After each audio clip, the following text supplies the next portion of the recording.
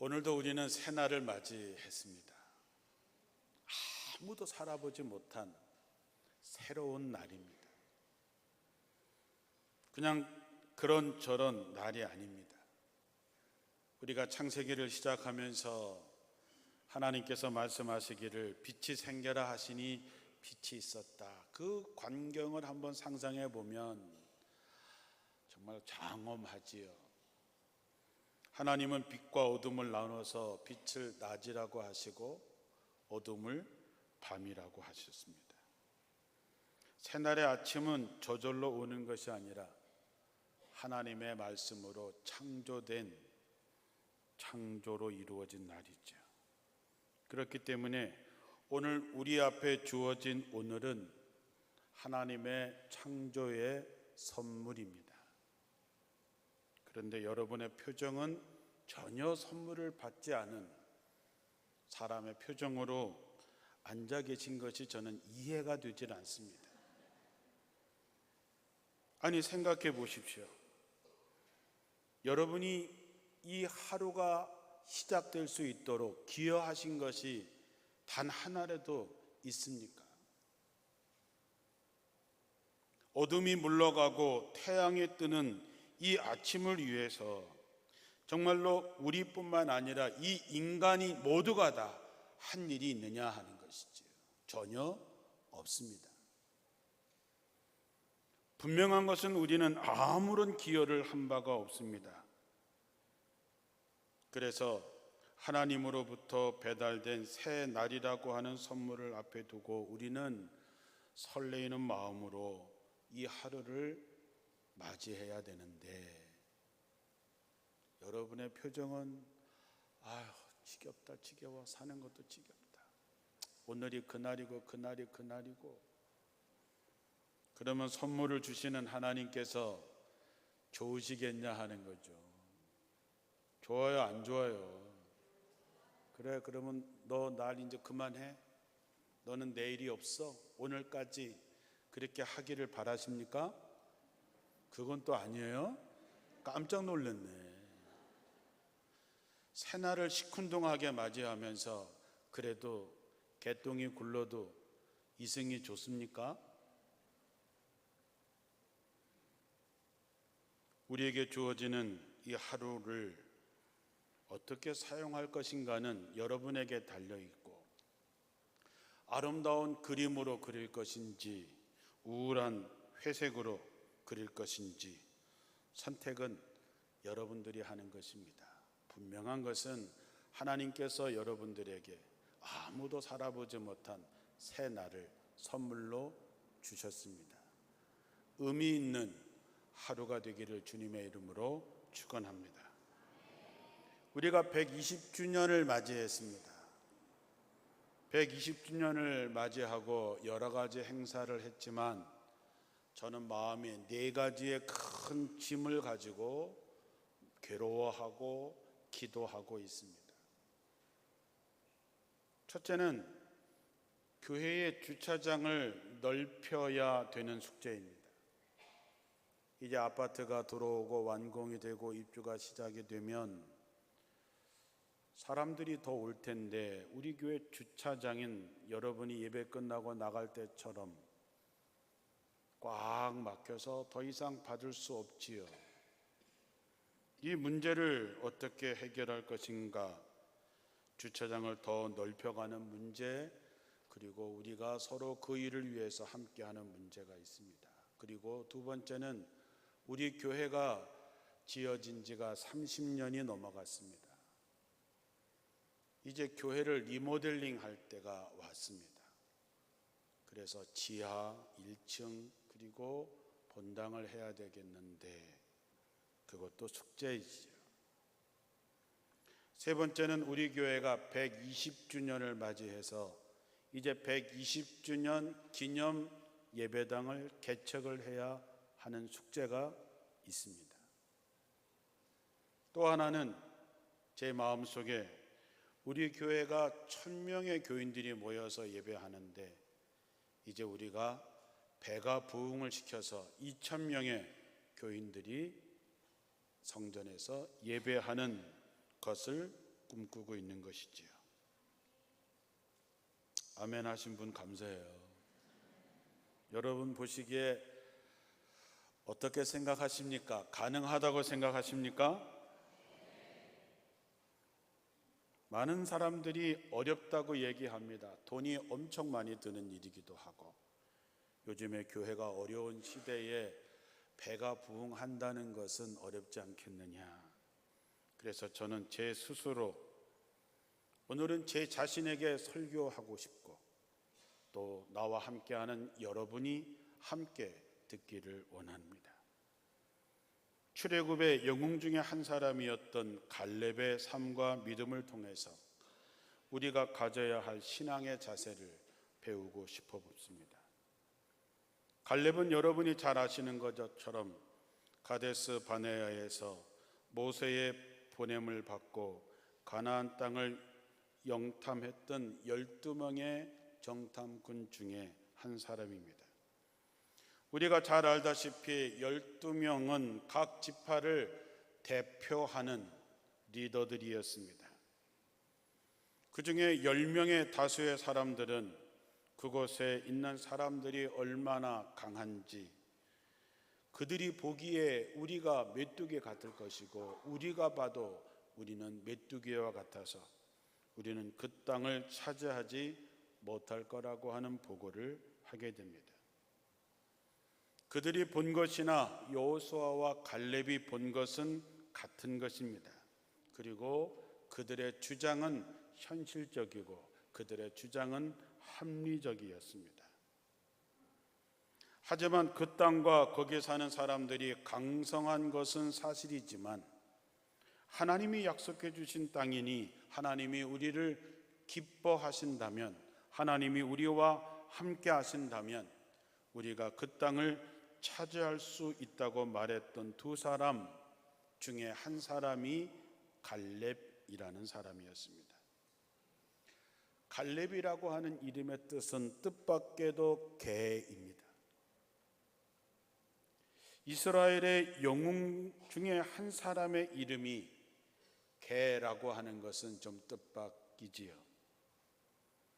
그런데 그 뜻을 묵상할 때에 두 가지의 의미를 생각해 봅니다. 하나는 자기를 낮출 줄 아는 사람, 또 하나는 주인에게 충성하는 사람이라고 하는 것이지요. 오늘 본문은 마침내 꿈에 그리던 가나안 땅에 들어가는 이스라엘 백성들이 지파별로 땅을 분배받는 과정에서 벌어진 사건입니다. 여분네의 아들인 갈렙은 길갈에 있는 여호수아 앞에 나가서 지난 날 45년 전에 가데스 바네아에 있었던 일을 상기시킵니다. 다른 정탐꾼들은 백성들을 낙심시켰지만 자기는 하나님을 충성스럽게 따랐음을 말합니다. 그리고 그때 모세가 갈렙에게 네가 주 나의 하나님께 충성하였으므로 너의 발로 밟는 땅이 영원히 너와 네 자손의 유산이 될 것이다 라고 했던 그 말을 기억해냅니다.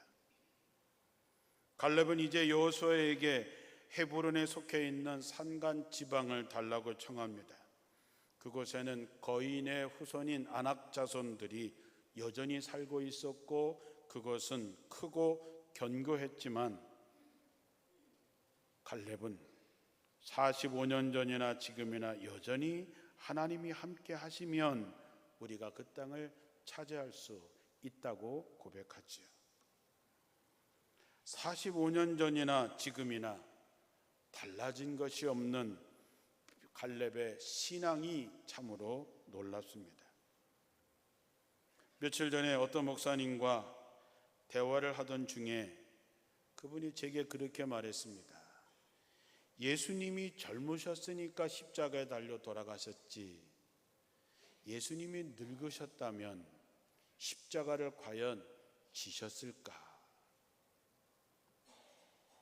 그 이야기는 우리의 대화의 주제가 젊었을 때는 민주화를 부르짖고 정의와 공의를 부르짖고 하나님의 뜻이 무엇인지를 믿고 따르던 선배들이 이제 나이가 들어서 변질되어 가는 모습을 보고 속상해서 한 이야기이지만 그 말은 제게 많은 생각을 하게 했습니다. 나는 어떤가?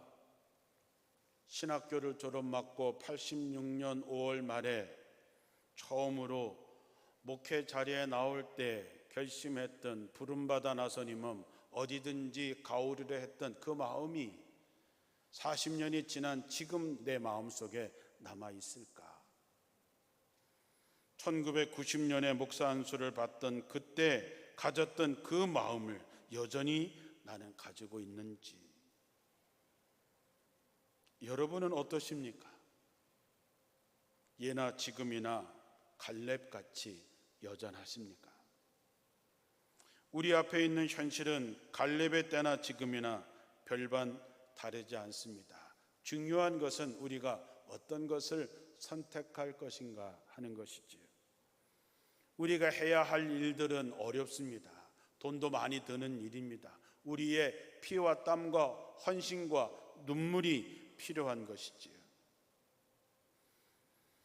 그러나 결론적으로 여호수아는 갈렙에게 그 땅을 주었고 갈렙은 그 땅을 차지하고 마침내 평화를 이루었다고 고백합니다. 우리는 이 짧은 이야기를 통해서 우린 갈렙의 삶을 관통하고 있는 세 가지의 핵심 원리를 찾아봅니다. 그 첫째, 그는 하나님께 충성하는 사람이었습니다. 저는 충성이라고 하는 한자를 좋아합니다. 그리고 제 나름대로 해석을 하지요. 마음 중심에 하나님의 말씀을 완성하는 것, 그것을 저는 충성이라고 봅니다. 이 말은 예나 지금이나 변함이 없다는 것이지요. 변함이 없다는 것은 내게 어떤 환경, 어떤 처지, 어떤 상황이 와도 변하지 않는 것입니다. 그 사람을 충성된 사람이라고 하는 것이지요. 갈렙은 하나님의 사람이었습니다. 오직 충성스러운 개처럼 오직 하나님만을 바라보며 살았던 사람입니다. 믿음이란 두 마음을 품지 않는 것입니다. 얼마 전에 어떤 분이 글을 쓴 것을 잠깐 읽었습니다. 사랑하는 손녀가 있습니다. 손녀에게 물었습니다. 얘야, 너는 세상에서 누가 제일 좋아? 물론 할아버지가 약을 썼겠지요. 손녀가 얘기합니다. 난 할아버지가 제일 좋아. 얼만큼 좋은데 하늘만큼 땅만큼. 그랬더니 옆에 있던 할머니가 시기 질투가 나셔서 할머니는 얼마나 사랑해? 그랬더니 그 작은 손녀딸이 가만히 있습니다. 할머니는 얼마나 사랑하냐고. 그랬더니 그 애가 얘기했습니다. 할머니, 사랑은 나눌 수 없어요. 저는 그 아이의 대답을 보면서 그런 생각을 한 거예요. 믿음이라고 하는 것이 두 마음을 품을 수 있을까? 우리가 충성이라고 하는 것을 생각할 때 정말로 자기 마음 중심에서 하나님의 말씀을 이루는 것인데 우리의 마음이 둘로 나눠질 수 있을까? 성경에도 두 마음을 품어서 정함이 없고 하나님과 세상을 겸하여 섬길 수 없다 했습니다. 갈렙은 자신의 삶의 전체를 기울여서 하나님의 뜻을 수행해 나갑니다. 힘겨웠겠지요. 어려웠겠지요. 두려울 때도 있었겠지요. 포기하고 싶을 때도 있었겠지요. 그러나 그는 자기 마음속에서 일어나는 회의의 싹을 잘라내고 두려움의 싹을 잘라내고 근심과 염려의 싹을 잘라내고 오직 하나님의 일을 위하여 자신을 던진 사람입니다. 교회는 순교자의 피를 먹고 여기까지 온 것이지요. 우리 교회 120년 역사에 우리의 선조들의 피와 땀과 눈물로 이 교회는 세워지고 여기까지 온 것입니다. 그렇다면 지금 우리의 피와 땀과 눈물이 이 교회에 계속 어디에 뿌려지고 있습니까? 언젠가 그때 거기 너 있었는가? 그때에 물을 때, 네, 주님 제가 그때 거기에 있었습니다 할 수 있겠는가? 아브라함, 요슈아, 헷셀의 글에 이런 글이 나옵니다. 하나님을 믿는다는 것은 그분을 위해서 치열하게 싸우는 것이다.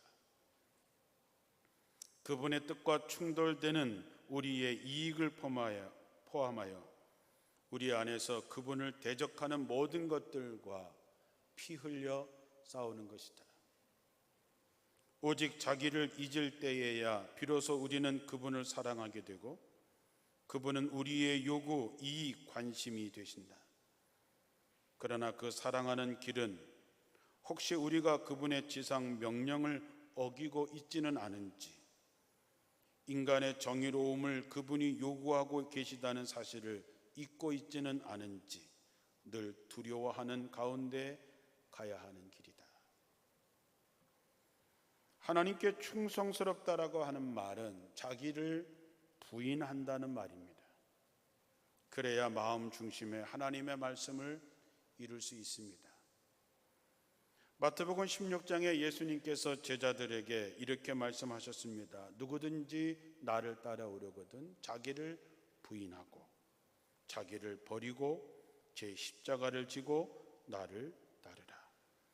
자기의 생명을 구하고자 하는 사람은 잃을 것이며 나를 위해 자신의 생명을 버리는 자는 얻을 것이다. 오직 자기를 버릴 때, 자기를 부인할 때, 자기를 포기할 때에 우리는 진정 그분을 사랑할 수 있게 된다고 하는 것이지요. 자기를 버리고 하나님의 말씀을 든든히 붙잡은 사람은 어떤 시련이 와도 좌절하지 않습니다. 하나님의 말씀은 우리의 신앙의 뿌리이며 근거이지요. 그 뿌리가 깊다면 바람이 제 아무리 와서 흔들어도 흔들릴 수는 있지만 뿌리는 견디어냅니다. 그들은 고통을 회피하기보다 고통을 향해서 나아갈 수 있는 용기가 있습니다. 여러분, 십자가의 죽음을 알면서도 예루살렘을 향해서 걸어가시던 예수님의 발걸음을 생각해 보십시오. 예루살렘에 가면 순교할 줄을 알면서도 예루살렘을 향해 가는 사도 바울의 발걸음을 생각해 보십시오. 알면서도 그 길이 고통의 길인 걸 알면서도 힘든 길인 것을 알면서도 그 길을 가는 사람, 충성된 사람이지요. 갈렙은 자기 나이가 85세에 이르렀지만 자신은 여전히 힘이 있고 싸울 수 있다고 얘기합니다. 건강의 비결은 믿음이고 신뢰지요.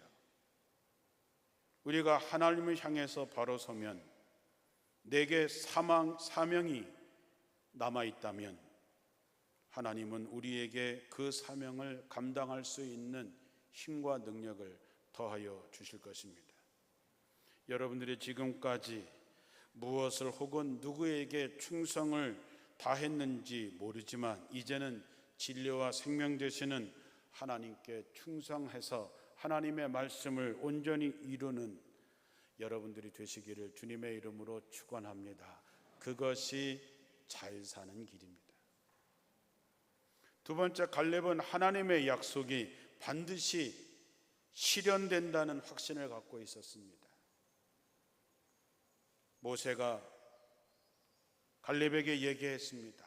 너의 발로 밟는 땅, 그 모든 것을 영원히 너와 내 자손의 유산이 되리라. 믿음은 바라는 것들의 실상이요 보지 못하는 것들의 증거라고 합니다. 나는 믿습니다. 사람의 꿈은 허황될 수 있지만 하나님의 꿈은 허황되지 않습니다. 하나님의 약속은 반드시 이루어집니다. 하나님이 약속을 지키지 않으신다면 하나님이 아니시지요. 하나님이 기분에 따라서 자신이 한 말을 뒤집는 분이라면 우린 더 이상 하나님을 믿을 필요가 없는 것이지. 우리 하나님은 신실하신 분이십니다. 자신이 한 약속은 반드시 이루시는 분입니다. 비록 더딜 수는 있지만 취소될 수는 없습니다. 열왕기상 8장 56절에 보면 주님께서 말씀하신 대로 그의 백성 이스라엘에게 안식을 주셨으며 그의 종 모세를 시켜서 하신 선한 말씀을 한마디도 빠뜨리지 아니하시고 다 이루어 주셨으니 주님은 찬양 받으실 분이십니다. 하나님은 주의 종을 통해서 하셨던 선한 말씀을 한마디도 빠뜨리지 아니하시고 다 이루시는 분이라고 하는 것입니다. 사랑하는 성도 여러분, 하나님은 당신의 뜻대로 살기 위해서 자신을 부인한 사람, 자신의 것을 포기한 사람들의 삶을 책임져 주시고 그의 자녀들에게 천대의 복을 주시겠다고 약속하셨습니다. 갈렙은 이 약속이 반드시 이루어질 것을 믿었기 때문에 지금 그 앞에 펼쳐져 있는 거인들이 사는 그 지역, 견고한 성이 있는 그 지역을 달라고 하는 것입니다. 왜? 하나님의 약속을 믿고 하나님이 실천하실 거라고 믿기 때문에 그것을 달라고 하는 것이죠. 하나님의 약속을 믿는 사람은 어떤 어려움이 닥쳐와도 낙심하지 않습니다.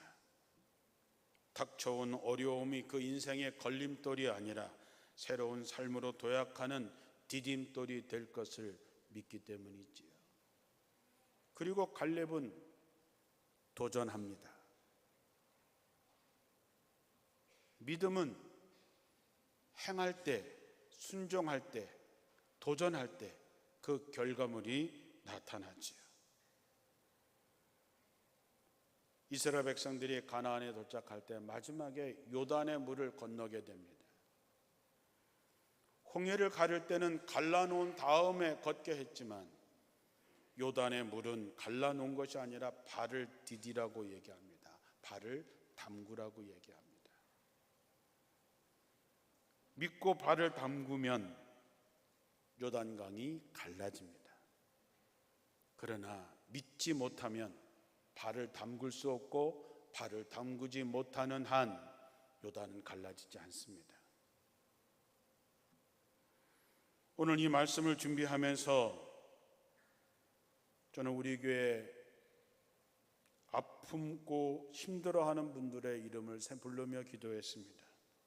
그리고 마음속에 6월 30일 마지막 주 한 주간 동안 환우들을 위해서 우리가 특별한 새벽 기도를 해야 되겠다라는 성령의 감동을 받습니다. 그래, 우리가 암으로 고생하고 있는 사람들, 투병하는 사람들, 자식 때문에 가슴 아파하는 사람들, 그들을 위해서 우리가 한번 결사적으로 한번 기도해야 되지 않나, 도전해야 되지 않나. 우리가 도전할 때에, 우리가 온 힘을 다해서 동참할 때에 하나님께서 어떻게 하시는지를 우리가 한번 보자라고 하는 것이지요. 환우 가족들은 교구 목사님들이나 사무실에 형편을 적어서 내주시면 6월 30일 한 주간 동안 정말로 우리가 기도로 도전해 보려고 합니다. 또한 월요일서부터 토요일까지 6일 동안 특송을 해주실 분이나 팀은 신청해 주셔서 그 예배, 말씀, 저를 도와주시기를 부탁드립니다. 건장한 거인들이 있는 골리앗 같은 자손들이 살고 있는 그 땅을 보면서 두렵지 않은 사람이 어디 있을까요? 그러나 갈렙은 두려워하지 않았습니다. 아낙 자손이 누구입니까? 거인족들입니다.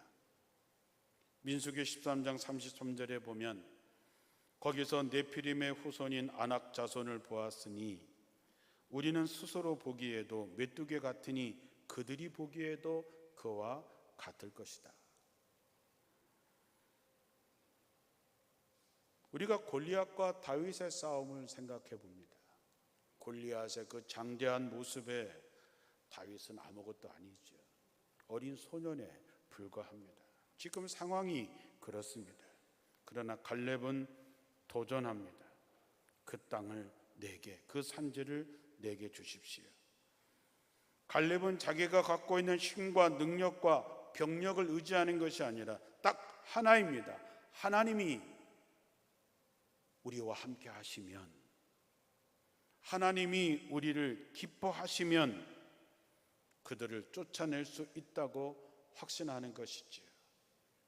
신앙인은 도전하는 사람입니다. 예수님은 거대한 벽처럼 당신을 제어오는 세상의 권력에 당당히 맞서셨습니다. 부활 이후에 사도들도 그랬습니다. 다시는 예수의 이름으로 아무에게도 말하지 말라는 위협에도 불구하고 그들은 이렇게 얘기합니다. 하나님의 말씀을 듣는 것과 너희들의 말을 듣는 것, 하나님께서 어느 것을 좋아하실까? 우리는 보고 들은 것을 말하지 않을 수 없다. 지금 우리들 중에 무시무시한 아낙 자손과 같은 여러 가지 상황을 만났거나 만나게 되겠지요. 암 투병하시는 분들이 많이 있습니다. 경제적으로 어렵고 마음이 힘든 분들도 많지요.